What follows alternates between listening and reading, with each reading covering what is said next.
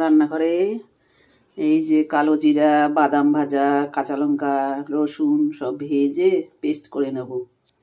অনেকগুলো বটবটি ছিল, বটবটিগুলো পেস্ট করে তেলে ভেজে নেব।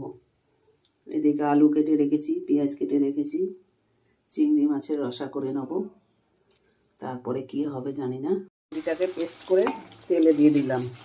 তেলে দিয়ে একটু নুন, হলুদ, একটু অল্প করে চিনি, যে যেরকম মিষ্টি খাবে, দিয়ে এটাকে নাড়তে হবে। খুব করে নেড়ে শুকিয়ে নামাতে হবে। গরম ভাতে খুব ভালো লাগবে খেতে। সবাই খেয়ে দেখবে করে, জিনিস নষ্ট করার থেকে করে খাওয়া ভালো।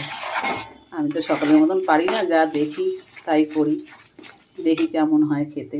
এই যে হলো, ভাজা ভাজা হয়ে গেছে, এখন নামিয়ে ফেলবো। কড়াইটা দেখতে খারাপ, কালো, কিন্তু রান্না করে খুব আরাম। এদিকে ভাজা বসিয়ে দিয়েছি। এদিকে আবার সেই সকাল থেকে বৃষ্টি হচ্ছে মুষলধারে, এখন একটু কমেছে। বৃষ্টিতে কি অবস্থা, ঠান্ডা ঠান্ডা পড়েছে, খুব গরম পড়েছিল। সবাই ভালো থেকো, টাটা।